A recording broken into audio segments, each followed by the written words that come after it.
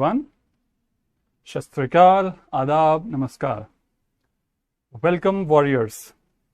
ये नाम वॉरियर्स का बड़ा स्पेशल है। मुझे लगता है कि शायद आप लोगों को ये नाम सुनकर अपने लिए बड़ा अजीब लग रहा होगा और आप ये सोच रहे होंगे कि ये वॉरियर वाला लक़ब हमारे लिए क्यों हो गया। ये मैं आपको ज़रूर बताता हूँ, क्योंकि मुझे ऐसा लगता है कि आप लोगों ने ना 90% ऑफ द एजुकेटेड स्टाफ जो कि इस वक्त स्कूल कॉलेजेस से पास हुआ है, उन्होंने कहीं ना कहीं कुछ ना कुछ अपने लिए आसान वाली भाषा सोचकर कि या तो उनको बीबीए करना है या बीकॉम करना है या उनको अपने फैमिली बिजनेस में लगे जाना है, लेकिन किसी ने भी ये नहीं सोचा आप लोगों के अलावा कि हम लोगों को चार्टर्ड अकाउंटेंसी करनी है। इसलिए आप लोगों ने मैदान में उतरकर इस बात को प्रूफ कर दिया है कि आप लोग एक वॉरियर हैं। By choosing this professional course आपने ना कहीं अपने आप को मोटिवेट किया है दैट आप लोग के अंदर कुछ ना कुछ अलग है और आप लोग कुछ ना कुछ स्पेशल बन के दिखाओगे। मैं बस आपसे इतना कहूंगा एज एक्सपीरियंस होल्डर कि आप लोग थोड़ा सा कंसिस्टेंट रहिएगा, थोड़ा सा परसिस्टेंट रहिएगा। आप लोग डेफिनेटली आप लोग एक जबरदस्त सक्सेस की तरफ पहुंचेंगे। मैं आपका दोस्त हसन फारूक आपकी इस ब्यूटीफुल जर्नी में एक जबरदस्त आपका साथी रहूंगा, मुस्तकिल हमेशा आप लोगों के साथ रहूंगा और आप लोगों की जरा भर भी दिक्कत पर आप हमेशा मुझे अपने साथ पाएंगे। मैं अपनी कोई भी बात करने से पहले सबसे पहले तो आप लोगों को आप ही लोगों के जो कैटेगरीज है ना, मैं उनको एक्सप्लेन करना चाहता हूं ताकि आप लोग अपने आप को समझ पाओ और मुझको साथ में समझ पाओ कि मैं आप लोगों को इतना जानता हूं। क्योंकि एज अ होल मैंने जितना जाना है कि पढ़ते वक्त अगर टीचर ये जान जाए, अगर टीचर ये जान जाए कि बच्चों को कहाँ समझ में आ रहा है कि टीचर का लेवल तो ये है, वो अपनी बात यहाँ कर रहा है, लेकिन स्टूडेंट्स का लेवल ये है, स्टूडेंट्स यहाँ समझ रहे हैं, तो कहीं ना कहीं स्टूडेंट्स को ऊपर आने की ज़रूरत है और कहीं ना कहीं टीचर को नीचे आने की ज़रूरत है ताकि वो एक लेवल पर बात कर सकें। तो मैं जहां तक जानता हूं, बीइंग अ स्टूडेंट ऑल्सो, मैं जहां तक जानता हूं कि स्टूडेंट्स के साथ एक बड़ी ना अजीब एक साइकी देखी मैंने कि वो 3 कैटेगरीज में बटे हुए हैं।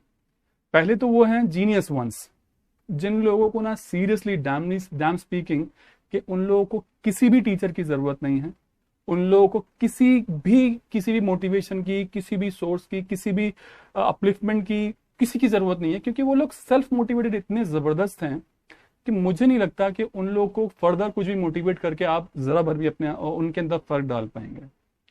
ये लोग हमेशा से जीनियस थे और हमेशा रहेंगे।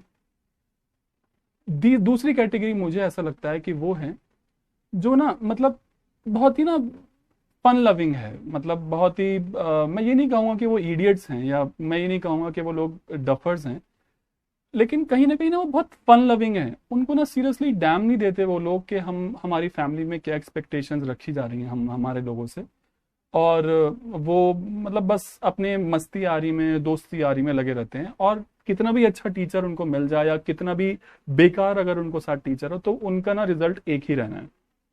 वो लोग टारगेट करते हैं कि हमें पास होना है और वो सपने ही 50% के देखते हैं, और कहीं ना कहीं जब वेरिएशंस आते हैं तो वो 40 बन जाते हैं। और आप लोग ये जानते होंगे प्रोफेशनल कोर्सेज में 40% वाला पास नहीं होता है, 50% पासिंग मार्क्स रिक्वायर्ड होते हैं। मैं अपनी तीसरी कैटेगरी ऑफ स्टूडेंट्स के पास आता हूँ। ये वो लोग हैं जो मीडियोकर हैं, और ये वो लोग हैं जिनको अगर थोड़ा सा मोटिवेट किया जाए तो ये लोग इतना मोटिवेशन और इतनी गाइडेंस पर ना इतना रिजल्ट देते हैं। और आप अगर ध्यान दें कि जितने भी बड़ी कंपनीज के सीईओज और जितने भी सीईओज बैठे हुए हैं ना, ये वो लोग हैं जो genius from the very beginning, they are not genius. और जिन्होंने भी धमाके करे ना अपने टाइम पर, वो लोग इनिशियली जीनियसेस नहीं थे।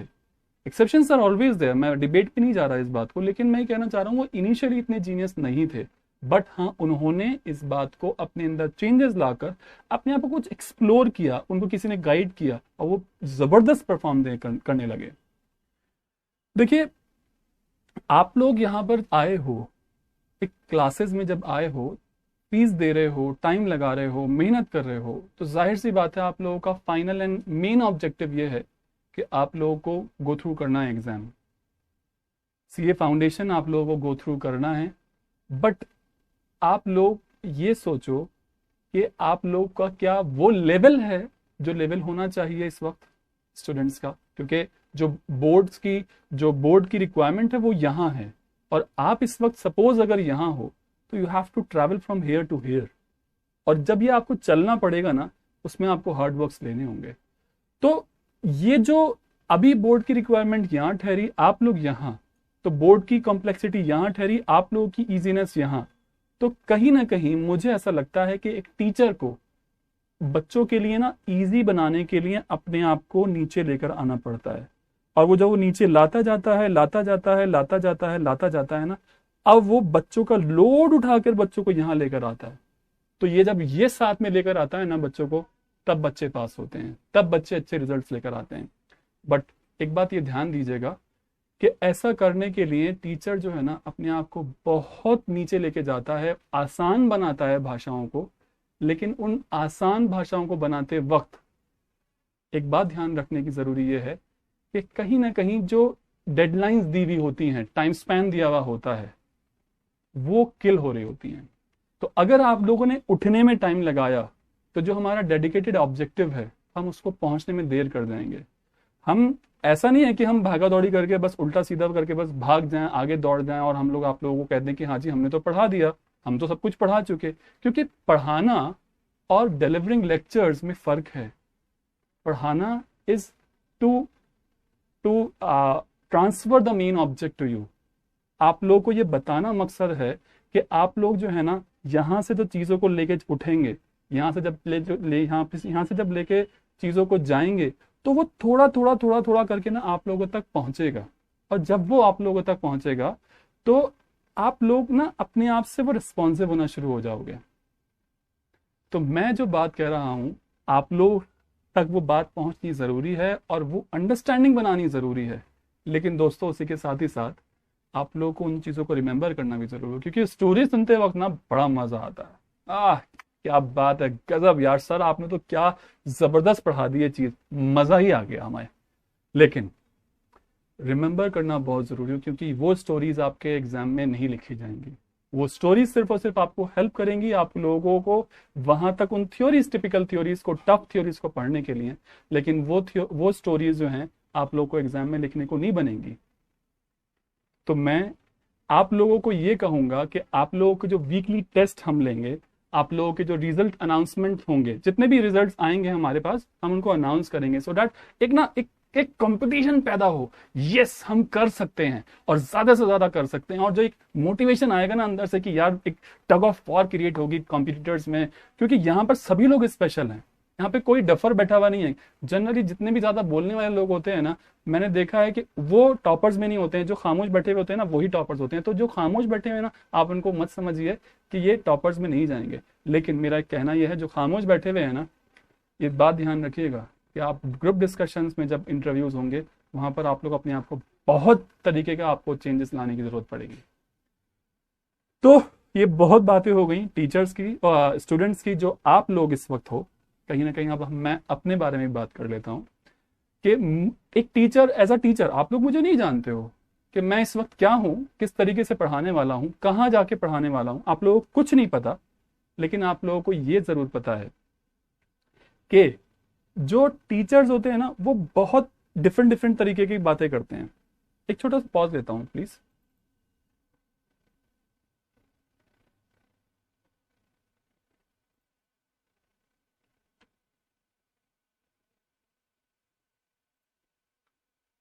Yes I am back. जो टीचर्स होते हैं ना, वो कुछ लोग ना बहुत ही स्ट्रिक्ट होते हैं। मैंने जिन टीचर से पढ़ा, उनका बड़ा नाम था, अरे साहब ये ऐसे हैं, ये ऐसे हैं, ये ऐसे हैं, ये ऐसे हैं, और इतना ना उनका फेम था। तो हम लोगों ने उनका उनका फीस पे किया और हमने उनका एडमिशन ले लिया। लेकिन कहीं ना मैंने ये पाया कि जो वो जो टीचर हैं वो इतने ज्यादा रूड हैं ना, इतने एक्स्ट्रा रूड हैं वो, और एरोगेंट हैं, और बहुत ही हार्श। कि उन्होंने ना मतलब अपने आप को ऐसा मोल्ड कर रखा है कि उनको ना सिर्फ टेक्निकलिटीज देनी है।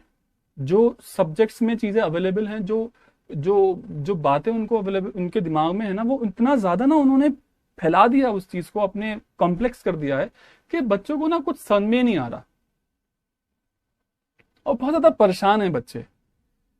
मैंने जब उनको उनसे मैंने पढ़ना शुरू करा, मुझे ये लगा कि यार ये इनके बारे में तारीफ होती थी। यार मेरे तो कुछ समझ में भी नहीं आ रहा कि ये पढ़ा क्या रहे हैं। मैं 3 घंटे इनको कैसे झेलूंगा, मुझे 3 महीने कैसे झेलूंगा जब मैं 3 घंटे इनसे नहीं झेल पा रहा। लेकिन जब मैं वापस अपने रूम पर पहुंचा, हॉस्टल पहुंचा, तो मेरे सीनियर्स ने फिर से उनकी तारीफ करी। कहीं ना कहीं मुझे 7 से 8 दिन लग गए उस टीचर के मिजाज को समझने के लिए। बट जब मैं उनको समझा तो यार सीरियसली स्पीकिंग वो ना एक अलग लेवल का टीचर था। I am talking about the person L Jayaraman. वो साउथ के इतने फेमस टीचर रहे हैं, रिसेंटली उनकी डेथ हुई, तो काफ़ी ज़्यादा शोक का दिन था वो, काफ़ी ज़्यादा बहुत ज़्यादा अफसोस किया लोगों ने। तो वो बहुत हार्श थे, लेकिन वो एक बहुत ही ज़बरदस्त दोस्त थे हम लोगों के। लेकिन उनका जो हार्शनेस था वो हम लोगों को ना कहीं मोटिवेट किया करता था। देखिए, मैं आप लोगों से ये नहीं कह रहा कि मैं आप लोगों के साथ हार्श रहने वाला हूँ। मैं दूसरे टीचर के बारे में आ रहा हूँ जो ना एक बहुत ही मस्त अंदाज में चीज़ों को सिखाते थे, स्टोरी टेलर थे, दोस्त थे। और लेकिन उनकी जो टेक्निकलिटीज थी वो कहीं ना कहीं इसी वजह से कॉम्प्रोमाइज हो जाया करती थी। तो देखिए, पहले वाले टीचर में रिस्क तो ज़्यादा है बट रिटर्न भी बहुत ज़्यादा है। दूसरे वाले टीचर में रिस्क थोड़ा कम है लेकिन रिटर्न बहुत कम नहीं है। तो हम लोग, मेरा कहने का वही बार बार मतलब है कि अगर टीचर का लेवल ये है, स्टूडेंट का लेवल ये है, तो टीचर जब इनको यहाँ ले उठाएगा ना, तो प्लीज आप जरा स्पीड में उठिएगा ताकि हम अपने गोल्स को, ऑब्जेक्टिव्स को जल्द से जल्द पहुंच सकें। देखिए, कुछ टीचर्स ऐसे भी होते हैं जो बहुत ही मोनोटोनस होते हैं, आई कांटेक्ट नहीं करते, नो मोटिवेशन, नथिंग, कुछ भी ना, मतलब आप भी बस आए, बस मोनोटोनस, बस पी पी, जैसे नोकिया का वो रिंगटोन, नोकिया का पुराने फोन नहीं होते थे ना, बस P P P P P P P P करके बोलते रहते थे। बस वो बस बोले, उनको नहीं मतलब क्लास में क्या हुआ, और वो चले गए। एक दूसरे तरीके के टीचर्स होते हैं जो अपनी बात को, अपने वॉइस मॉड्यूलेशंस को, अपनी वॉल्यूम को ऐसे ना बारीक चीजें उठा देंगे तो खामोश हो जाएंगे मतलब। और जब कुछ बात बोलेंगे ना इंपॉर्टेंट, तो उनकी आवाज तेज होती चली जाती है। कुछ इंपॉर्टेंट टॉपिक्स होते होंगे तो मैं कोशिश करता हूं कि मैं मोनोटोनस ना बनूं, लेकिन प्लीज आप लोगों के जो व्यूज होंगे, आप लोगों के जो क्वेश्चंस होंगे, वो मुझे रिस्पॉन्ड करने के लिए कहेंगे कि मुझे कैसा बनना है। तो प्लीज मैं अपनी क्लास को ना बहुत लाइवली चाहता हूं, कि ऐसा चाहता हूं कि ना मजा आ जाए बस क्लास में, ऐसे क्वेश्चंस आए। आप एक बात ध्यान रखना बच्चों, अगर आप मुझसे 50 दफा एक ही चीज को पूछते हो, सीरियसली स्पीकिंग मुझे इतना फ्रस्ट्रेशन नहीं होगा। पता है क्यों? क्योंकि उस 49 टाइम्स में मैं ये महसूस करूंगा कि I am the one who is guilty, कि मैं आप लोगों को 49 टाइम्स वो चीज नहीं समझा सका। लेकिन एक बात ध्यान रखिएगा कि अगर वो 50वीं बार में भी अगर आपको चीज समझ में आ जाती है, अब मैं ये मान लूंगा कि आपको वो समझ में आ गई है, अब आप स्टेप बैक नहीं कर सकते हैं। तो अगर आप लोगों को कुछ डर लगता है मुझसे बात करने में, मुझसे पूछने में, मुझसे सवाल करने में, प्लीज उस डर को उतार के फेंक दीजिए। यहां पर आप डरने के लिए नहीं, पढ़ने के लिए आए हैं। Welcome back. सॉरी, हमने थोड़ा सा डिस्टर्बेंस कर लिया था, लाइट के थोड़ा सा इश्यूज था। हम दोबारा से बात शुरू करते हैं। तो मैं बात कर रहा था आपके टीचर्स के बारे में, सारी बातें हो गई थी हमारी। तो कहीं ना कहीं हम इंट्रोडक्शन की तरफ पहुंचते हैं, जो अब हमारा मेन जो सब्जेक्ट है, तो उसकी तरफ जाते हैं। देखिए, ये कहा जाता है कि law is the foundation of civilised world. अगर लॉ नहीं होता तो सिविलाइजेशन नहीं होता। जरा ना इस बात को सोच के देखो आप, कि अगर पुलिस एडमिनिस्ट्रेशंस ना हो, हम लोगों को ये ना पता हो कि किसी को परेशान करना, किसी के साथ गलत करना, किसी के साथ प्रॉब्लम में डालना ये गलत है, तो क्या आपको लगता वाकई कि क्या इतने शरीफ और सज्जन लोग यहाँ पर पैदा होते? आपको शायद याद हो, एक न्यूज़ अराउंड 2016-17 में एक आई थी कि जर्मनी के जो सीसीटीवी कैमरास हैं वो एक मार्केट के वो मतलब खराब हो गए थे, कुछ सिस्टम फेलियर हो गया था। तो वहाँ के जो बहुत सिविलाइज्ड लोग कहलाए जाते हैं ना, सिटीजन्स जो कहलाए जाते हैं, उन सिटीजन्स ने जो वहाँ पर कहर कार्य करा था ना, वो इतना ट्रमेंडस था ना कि वो लोग दुकानें लूट लूट के ले गए थे, क्योंकि वो पता था उनको ना कि कुछ ऐसा नहीं होगा अब, कुछ भी पकड़ नहीं बनेगी, तो उन्होंने ना बहुत ही नुकसान पहुंचाया। तो मैं जो बात कर रहा हूँ, law is the foundation of civilised world, आप लोग इस बात को अभी नहीं मानोगे तो हो सकता है शायद मान जाओगे। देखिए, in this complex world of business environment, contract जो है, वो कॉन्ट्रैक्ट लिखा हुआ है उस पर, आप प्लीज माइंड मत कीजिएगा। Contract is the most usual method for defining the rights and liabilities. क्या भैया, तेरे क्या राइट्स हैं और मेरे क्या राइट्स हैं, तेरी क्या लाइबिलिटीज हैं, मेरी क्या लाइबिलिटीज हैं। और अगर हम बात करें ना किसी भी कॉन्ट्रैक्ट, किसी भी प्रोमिस को करते वक्त, मैं प्रॉमिस वर्ड इस्तेमाल करता हूं, कॉन्ट्रैक्ट को भी जरा पीछे रखते हैं। किसी भी प्रॉमिस को डिफाइन करते वक्त जब हम किसी से भी प्रॉमिस कर रहे हैं, तो हमारे कुछ राइट्स हैं, हमारी कुछ ऑब्लिगेशंस हैं। तो वो जो हमारी जो राइट्स हैं ना, वो हम पूरे कर जाएं, और जो हमारी ऑब्लिगेशंस हैं, जो हमारे राइट्स हैं वो सामने वाला पूरा कर जाए, जो हमारी ऑब्लिगेशंस हैं वो हम पूरी कर जाएं। इसके लिए ना एक एक एडमिनिस्ट्रेशन की, एक लॉ की, एक एक कोर्ट जस्टिस की, इस चीज की जरूरत है। देखिए, अगर हम बात करते हैं कि हम जितने भी नेचर ऑफ ट्रांजैक्शंस इस दुनिया में होते हैं, या जितने भी नेचर ऑफ एग्रीमेंट्स होते हैं, उन सारे ही के सारों को हम अगर करना चाहें कि एक ना उसके लिए रूल्स एंड रेगुलेशंस बनाना चाहें, तो एक इट्स रियली क्वाइट इम्पॉसिबल।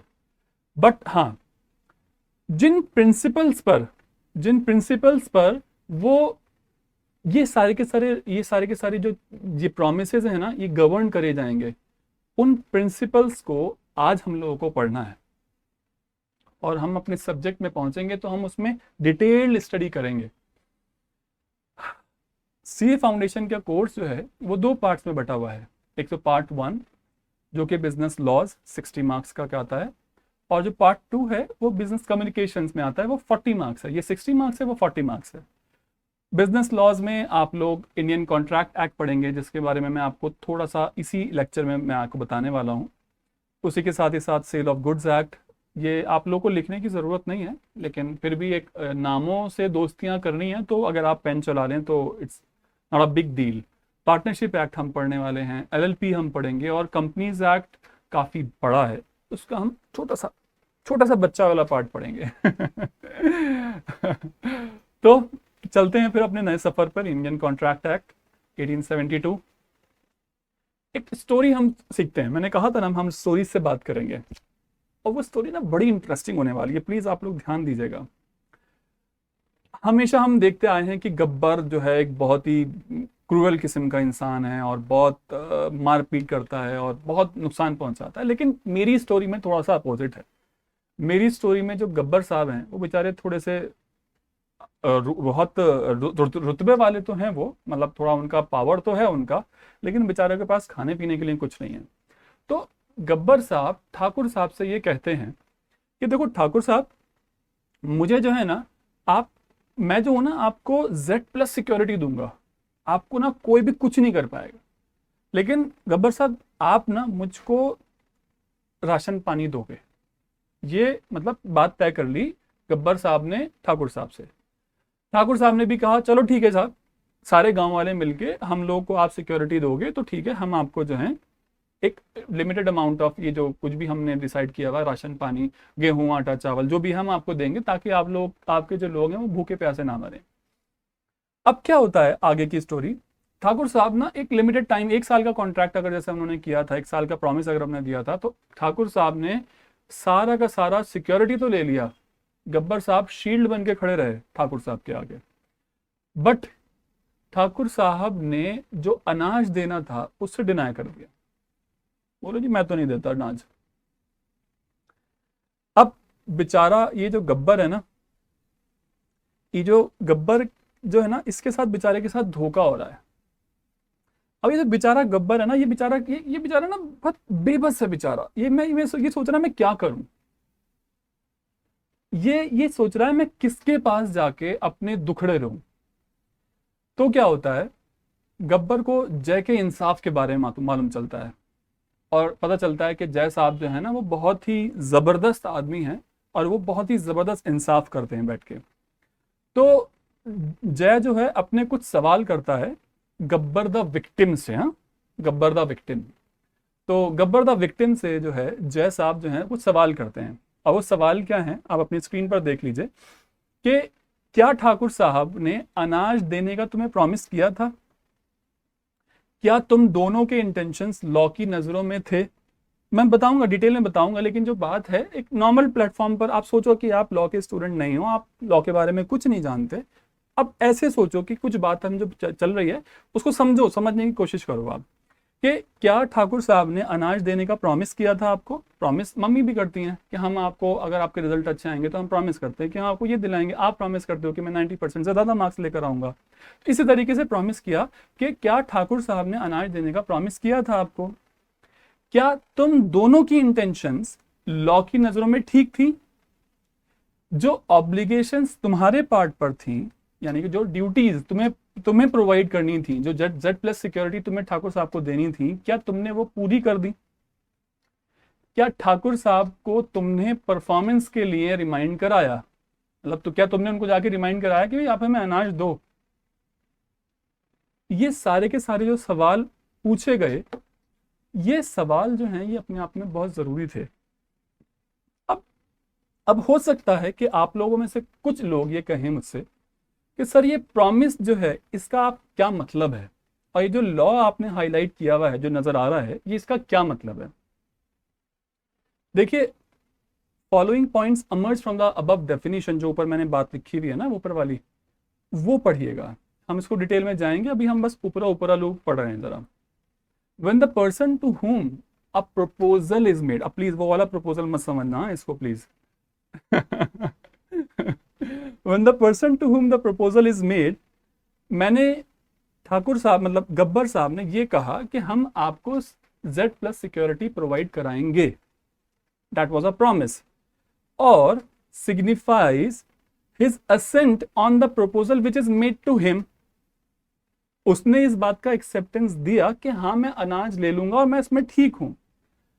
ये बात अगर तय हो गई, the proposal becomes accepted, and accepted proposal become a promise. 2 minute के लिए रुकिए जरा, मैंने जो बोला उसको सोचिए जरा कि किसी चीज के लिए एक प्रपोजल रखा गया, वो प्रपोजल एक्सेप्ट कर लिया गया, और उसके साथ साथ जो चीजें हमारे ऊपर आई थी वो भी हमने एक्सेप्ट कर ली। तो ये एक चीज बन गई जाके एक प्रॉमिस। अब ये जो प्रॉमिस है ना, इसको मैं आगे रेफर करूंगा, उस वक्त में आप प्लीज ध्यान दीजिएगा।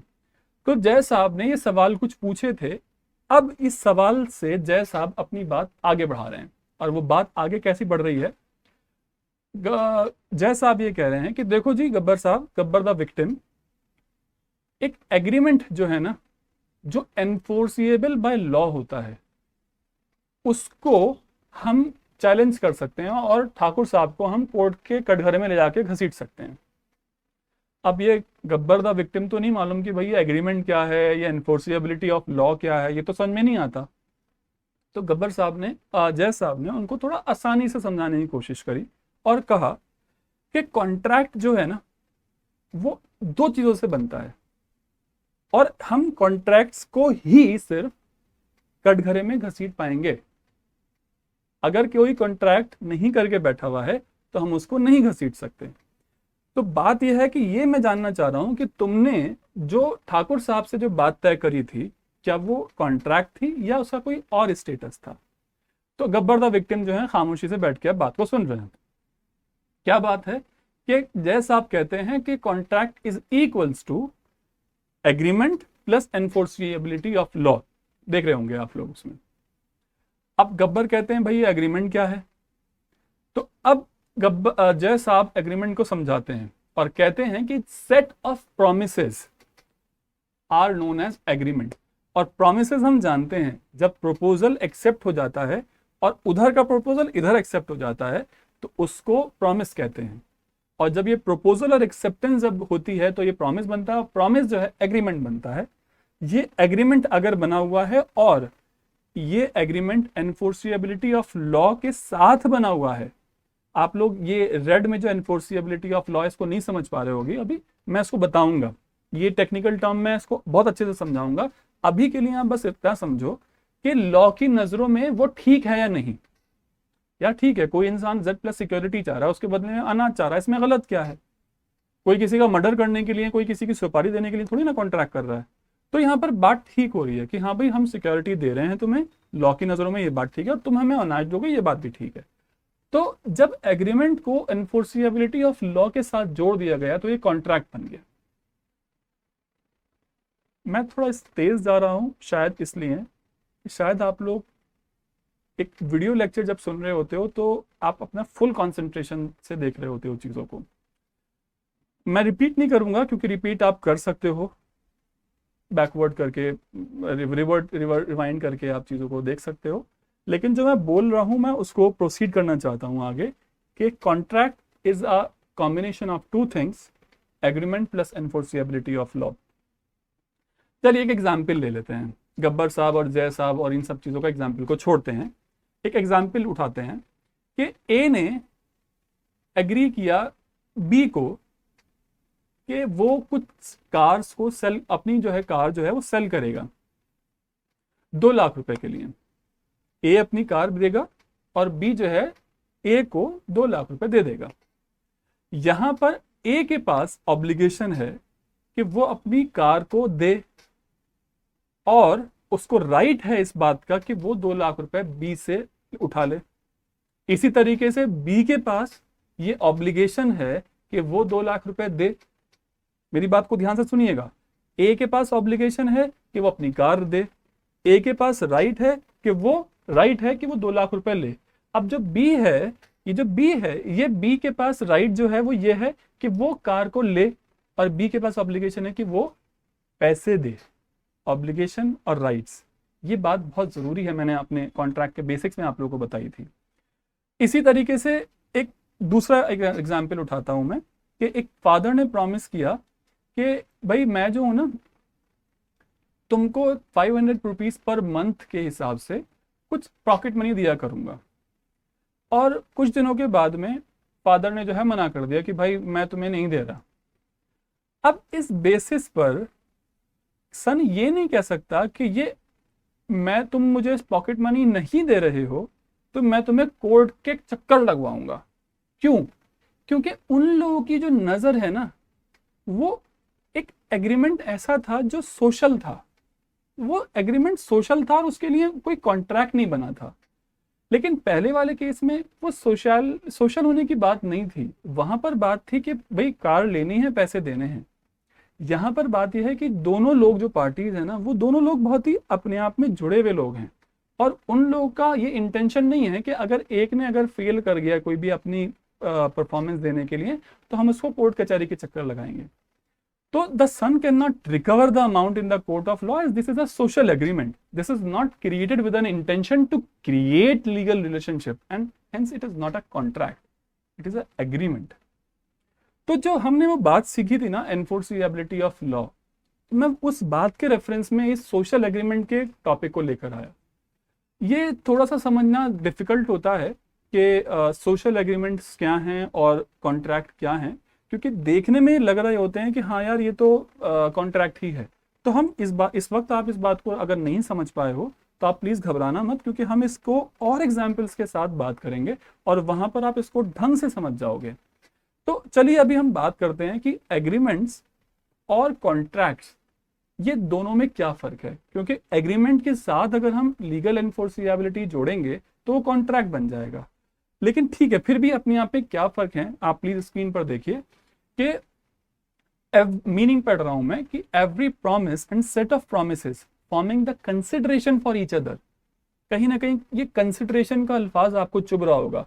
कंसिडरेशन मतलब मैं तुमको कुछ दूंगा, तुम मुझको कुछ दोगे, मैं तुमको गाड़ी दूंगा, तुम मुझको पैसे दोगे। वो दूसरा कह रहा है तुम मुझको पैसे दोगे, मैं तुमको गाड़ी दूंगा, मतलब ऐसा कि कंसिडरेशन, कुछ ना कुछ मैं तुमको दूंगा, तुम मुझको दोगे। तो ये जो बात मैंने बोली कि every promise and every set of promises forming the consideration for each other is called as offer plus acceptance. ये जब प्रोमिसेस जुड़ जाते हैं, मैंने आपको पीछे भी कहा था इस जगह पर कि एग्रीमेंट क्या है, set of promises. Set of promises मतलब प्रपोजल प्लस एक्सेप्टेंस, तो यही उसकी मीनिंग वाली टाइम पर लिखा हुआ है। तो एग्रीमेंट जो है ना बेसिकली एक बहुत ही वाइडर टर्म है, क्योंकि इसमें लीगल टर्म्स भी आ गई और इसमें सोशल एग्रीमेंट्स भी आ गए। बट अगर हम कॉन्ट्रैक्ट की बात करें, देखो कॉन्ट्रैक्ट में एग्रीमेंट वो वाले एग्रीमेंट्स उठाए जाते हैं जो सिर्फ और सिर्फ एनफोर्सिएबिलिटी ऑफ लॉ के साथ हों। सर बहुत टेक्निकल जा रहे हैं आप, हाँ मैं टेक्निकल नहीं जा रहा, मैं आपको इतना बताना चाह रहा हूं कि अगर ये एग्रीमेंट्स है ना, तो इसमें से कुछ कॉन्ट्रैक्ट्स बनेंगे, जो बाकी का जो पार्ट है ना वो पार्ट सोशल एग्रीमेंट्स का पार्ट बनता है। लेकिन ये वो एग्रीमेंट्स हैं जो ये जानते हैं कि हम लीगल पॉइंट्स पर आके एनफोर्सेबल बना देंगे इस एग्रीमेंट को, तो ये वाले पार्ट जो एग्रीमेंट्स के हैं वो कॉन्ट्रैक्ट कहलाते हैं। ये एग्रीमेंट का एक छोटा वाला नैरो पार्ट है, ये थोड़ा बड़ा एग्रीमेंट बड़ा पार्ट है। एग्रीमेंट्स के अंदर लीगल ऑब्लिगेशंस बनाने की बातों को जनरली नहीं कहा जाता, लेकिन जब कॉन्ट्रैक्ट की बात कही जाती है, basically contract is agreement also, तो जब कॉन्ट्रैक्ट बनाने की बात की जाती है तो ये कहा जाता है कि भाई हम इसको एनफोर्सेबल बनाएंगे। लास्ट में मैं एक छोटी सी बात बोलूंगा कि all agreements are not contracts, all agreements are not contract, but all contracts are a part of agreement। मेरी बात को रिमाइंड करके दोबारा सुनिएगा और फिर इसको सुनकर आपको पता चलेगा कि सारे के सारे कॉन्ट्रैक्ट्स जो हैं वो एग्रीमेंट से ही बनते हैं। बट ये कहना कि सारे कॉन्ट्रैक्ट्स जो हैं, सारे एग्रीमेंट्स कॉन्ट्रैक्ट बन जाते हैं, सारे एग्रीमेंट कॉन्ट्रैक्ट बन जाते हैं, तो ये बात ठीक नहीं है। चलिए आगे बढ़ते हैं। जब भी कभी भी हम ये बात डिस्कस करते हैं कि प्रिंसिपल्स जिनके जो प्रिंसिपल एक कॉन्ट्रैक्ट को गवर्न करेंगे, मैंने आपको पीछे कहा था ना इस वाले स्लाइड में, जब मैंने आपसे कहा था कि कुछ प्रिंसिपल्स ऐसे हैं जो सारे ही नेचर ऑफ ट्रांजैक्शंस को कवर करेंगे, जो हम इस सब्जेक्ट में पढ़ेंगे। तो मैं वो यहां पर बोल रहा हूं कि जो प्रिंसिपल्स है ना वो सारे ही कॉन्ट्रैक्ट को, सारे ही तरीके के एग्रीमेंट्स और कॉन्ट्रैक्ट्स को गवर्न करेंगे। तो वो हमने इन प्रिंसिपल्स को हमने जानना है बाय दिस कॉन्ट्रैक्ट एक्ट। और ये प्रिंसिपल्स ही होते हैं दोस्तों जो कि एक वैलिड कॉन्ट्रैक्ट बनाते हैं। ये टेक्निकल टर्म्स पे मैं वैलिड कॉन्ट्रैक्ट और ये सब पे मैं ज़्यादा बात नहीं कर रहा, लेकिन थोड़ा सा मैं वही जो कह रहा था ना आपको कि पुश करूंगा मैं थोड़ा थोड़ा, आपको उठने की ज़रूरत है। तो ये मैं वो उठा रहा हूँ, आपको मैं थोड़ा थोड़ा दोस्ती करा रहा हूँ कि ये जो टेक्निकल एस्पेक्ट्स हैं, टेक्निकल ये जो वर्ड्स हैं, आप इन लोगों को भी समझें। तो चलिए बिना किसी देरी के अब हम सीखते हैं essentials of a valid contract. देखिए जो सेक्शन एक लिखा गया है इंडियन कॉन्ट्रैक्ट एक्ट का, वो ये कहता है सेक्शन 10 कि सारी ही एग्रीमेंट जिसमें फ्री कंसेंट हो और वो जो पार्टीज हैं वो पार्टीज कॉम्पिटेंट हो और उनकी कंसिडरेशन लॉफुल हो और उनके लीगल ऑब्जेक्टिव हो, तो हम उनको कॉन्ट्रैक्ट कहते हैं। सर इन सारी ही बातों को हमें कुछ भी समझ में नहीं आ पाया, I am really sorry, but अभी आप इन बातों को सिर्फ सुन लो, क्योंकि इन सारी ही बातों को हम आराम से 15-15 मिनट 20-20 मिनट सिर्फ इन एक एक वर्ड्स को सीखेंगे। तो ये एक डेफिनेशन है कि all agreements are contract if they are made with the free consent of parties, having competency of the parties for the lawful consideration, having a legal object not expressly declared to be void। But कहीं ना कहीं law book लिखते वक्त ये बात जान रहा था कि ये एक एग्जॉस्टिव डेफिनेशन नहीं है। सर ये एग्जॉस्टिव डेफिनेशन क्या होता है?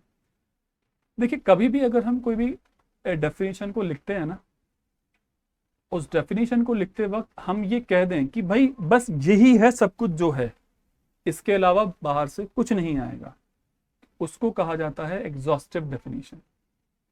और कुछ डेफिनेशंस इंक्लूसिव होती हैं जो कहती हैं कि ये तो है ही है, और अगर कुछ बाकी और चीज़ें आएंगी तो उनको भी इंक्लूड कर लेना आप। अगर आप बात करो कि क्लास 12th का जो सिलेबस होता है वो एग्जॉस्टिव होता है। मतलब आपको इकोनॉमिक्स में ना एक टिपिकल एक बुक के जरिए अनाउंस कर दिया जाता है कि यही हमारा सिलेबस है और इसी से सब कुछ आएगा, तो वो एग्जॉस्टिव सिलेबस है। लेकिन जितने भी बाकी और आईएएस एग्जामिनेशन होते हैं तो वो लोग एग्जॉस्टिव कोर्सेज नहीं रखते हैं, उसके अलावा बहुत कुछ पूछा जा सकता है, तो वो इंक्लूसिव कहलाते हैं। तो ये जो बात मैंने आपको बोली है, ये डेफिनेशन जो है ये एग्जॉस्टिव नहीं है, इसमें बहुत सारे पॉइंट्स जुड़ने के हैं। तो जो पॉइंट्स जुड़ने के हैं मैं आपको वो थोड़ा सा डिस्कस करूंगा आज। पहली बात तो ये है कि सेक्शन 10 जो है इंडियन कॉन्ट्रैक्ट एक्ट 1872 का, उसने ये बात बताई ही नहीं कि कॉन्ट्रैक्ट जो है दो पार्टीज के दरमियान होता है। सर आप कहोगे सर ये तो मतलब क्या आप बिल्कुल ही ना अजीब बात कर रहे हो कि जाहिर सी बात है कॉन्ट्रैक्ट तो दो आदमियों का ही होगा ना। लेकिन अभी ज़रा रुको ज़रा सब्र करो, देखो बताऊंगा मैं आपको मैं बताऊंगा आपको कि क्या कॉम्प्लेक्सिटी पैदा हुई है केस लॉ में, और वहाँ पर लॉ ने और केसेस कोर्ट ने क्या फैसले लिए। तो चलिए मैं बात करता हूँ आगे की। उसमें मैं आप लोगों को बताऊंगा टू पार्टीज के बाद कि intention to create legal relationship, ये बात मैं आप लोगों को बताऊंगा बहुत अच्छे एग्जाम्पल के जरिए। ये दो पॉइंट्स को हम आज डिस्कस करेंगे, फिर हम अपनी क्लास आज स्टॉप करेंगे, फिर फर्दर क्लास में हम आगे बात करते हैं। तो टू पार्टीज का होना बहुत ज़रूरी है, मतलब गब्बर साहब द विक्टिम एंड ठाकुर साहब, ये दो लोगों का होना बहुत ज़रूरी था। तो लॉ ये कहता है कि one can not contract with himself, कि मैं अपने आप से कॉन्ट्रैक्ट करता हूं कि मैं अपने आप को Z+ सिक्योरिटी दूंगा और मैं अपने आप को राशन पानी दूंगा। अरे हौले, ये क्या बेवकूफ़ आदमी है क्या भाई तू, कुछ भी ऐसा नहीं हो सकता।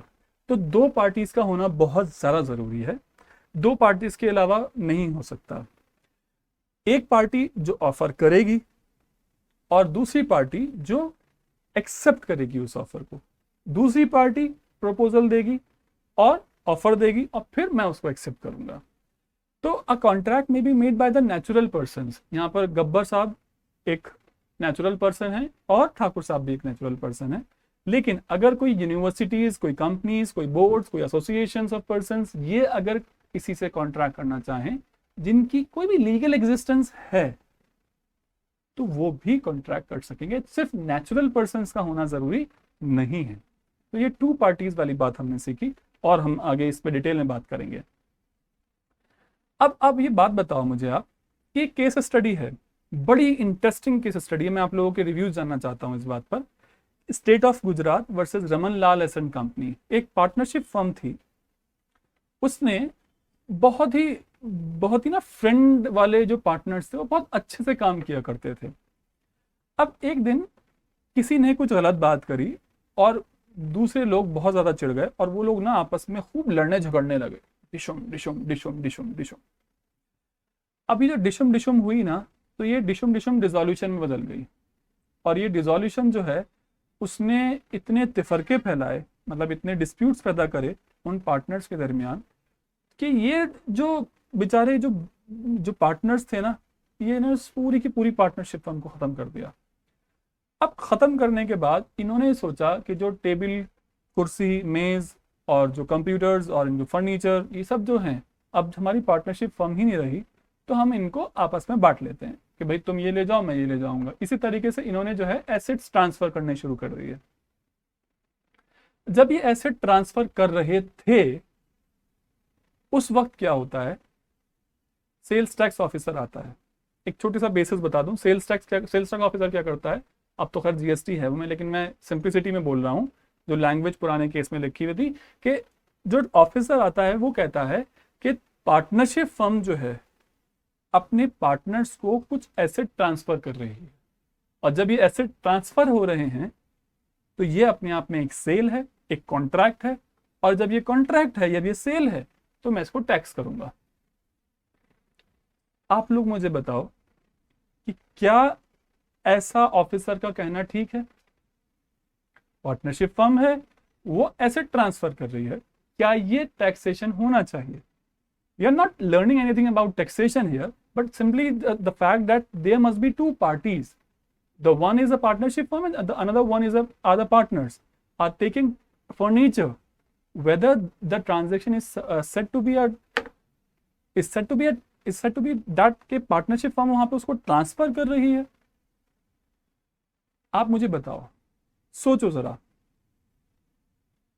आपको पता चलेगा कि यहां पर जब डिसीजन पता हुआ, जब कोर्ट ने डिसीजन लिया तो उसने ये कहा कि जो फर्म है ना वो एसेट ट्रांसफर कर रही है। ऑफिसर साहब आप यही कह रहे हो, लेकिन सर आप एक बात जान लो कि फर्म अब डिसॉल्व हो चुकी, फर्म अब डिसॉल्व हो चुकी, फर्म एग्जिस्टेंस में है ही नहीं। तो जब फर्म एग्जिस्टेंस में नहीं है तो दो लोग कैसे, आप खुद बताओ, दो लोग कैसे ट्रांजैक्शन, दो लोगों के बिना कैसे ट्रांजैक्शन हो सकता है? इट वॉज लाइक कि वो अपने आप ही थे जो पार्टनरशिप फर्म को रिप्रेजेंट कर रहे थे। जब आप पार्टनरशिप फर्म ही नहीं रही तो they can not sell anything to themself, partners are not can not sell anything to themself. तो डिसीजन ये आया कि it is not a sale as two parties not exist.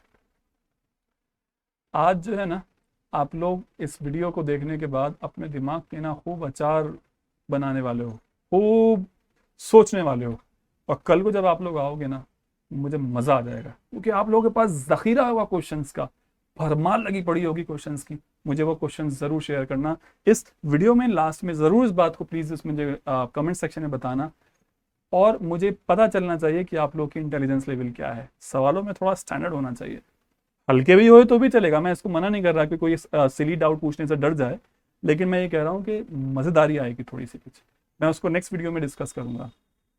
तो ये जो केस स्टडी थी इसमें फाइनल कंक्लूजन ये निकला कि ये सेल्स टैक्स की, ये ट्रांजैक्शन पर सेल्स टैक्स नहीं लगाया जा सकता, क्योंकि ये कॉन्ट्रैक्ट ही नहीं है, क्योंकि यहाँ पर दो पार्टीज नहीं है। चलिए, मैंने दूसरा पॉइंट जो आप लोगों को उस वक्त सिखाया, मैंने कहा था कि हम डिस्कस करेंगे, वो ये था कि ये वाला part, intention to create legal relationship. इस पॉइंट पे हम जब बात करते हैं जरा, कि parties must intend to create legal relationship. वो जो पॉकेट मनी वाली बात थी पापा ने दी थी, तो पापा ने ये नहीं चाहा था कि अगर ये बेटे को मैं अगर पॉकेट मनी नहीं दूंगा तो मुझे कोर्ट के कटघरे में जाके खड़ा कर देगा। बात ये थी कि हाँ ठीक है, मैं एक एग्रीमेंट है, मैं दे दूंगा, नहीं दिया तो क्या, वही वाली बात। तो there must be an intention on the part of the parties to create a legal relationship between them. Social और domestic type of agreements are not enforceable in the court of law, hence they do not results in the contract। एक बड़ा funny example लेकर आया हूँ आप लोगों के लिए कि सैफ अली खान है और करीना कपूर खान है। सैफ अली खान ने ये कहा कि मैं जो है तुम्हें 10 लाख रुपए हर महीने के दूंगा एज अ मेंटेनेंस, जब मैं बाहर रहूंगा। तो अब सैफ साहब जो हैं 2 महीने 3 महीने के लिए शूटिंग के लिए गए हुए थे, उन्होंने एक बार तो पैसे दे दिए, अगली बार वो पैसे दे ही नहीं रहे अगले महीने। अब जो करीना कपूर खान है ना, ये बहुत चालाक औरत हैं, इन्होंने ना कोर्ट ऑफ लॉ में सीधा जो है लेके इस केस को पहुंच गई कि भाई सैफ अली खान ने तो हमसे कहा था, हमारे हस्बैंड ने, कि वो 10 लाख रुपए महीना देंगे, लेकिन वो तो दे ही नहीं रहे अब। तो मेरा सवाल आप लोगों से ये है कि क्या करीना कपूर सैफ अली खान को सू कर पाएंगी? Can she do so? I am here for a pause. आप लोग मुझे सोच के बताइए, क्या ऐसा हो पाएगा? देखिए, करीना कपूर ने ये अमाउंट रिकवर नहीं कर पाना है, क्योंकि ये एक सोशल एग्रीमेंट था। एक हस्बैंड वाइफ बहुत सारी चीज़ों में प्रोमिसेस करते हैं, लेकिन इसका मतलब ये नहीं होता है कि वो प्रोमिसेस जो हैं वो सारे के सारे कोर्ट कचहरियों में पहुंच जाएं। अगर कोई इंसान अपनी बीवी से ये कहता है कि मैं तुम्हारे लिए चांद तारे तोड़कर लेकर आऊँगा, तो ठीक है, वो उसकी मोहब्बत में कह रहा है, इसकी लीगलिटी इस पर ना जाओ यार, वो कह दिया उसने। बहरहाल ये जो एग्जाम्पल मैंने लिया है इसका एक अलग एक कॉम्प्लेक्सिटी है, मैं आपसे वो डिस्कस करूंगा, लेकिन यहाँ पर मैं ये कहना चाह रहा हूँ कि जो हम एक पार्टनर्स के दरमियान जो ये प्रोमिसेस होते हैं, इनको सोशल एग्रीमेंट्स कहा था, इसको कॉन्ट्रैक्ट का दर्जा नहीं दिया जा सकता।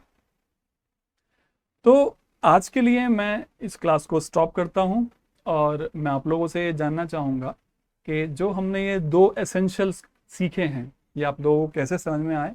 मेरा बोलने का तरीका, मेरा वॉइस मॉड्यूलेशन और मेरी टोन, मेरा जो भी आप लोगों को एक्सप्रेशंस मेरे अच्छे लगे हो तो प्लीज़ कमेंट सेक्शन में बताइएगा, और प्लीज़ सब्सक्राइब करना मत भूलिएगा।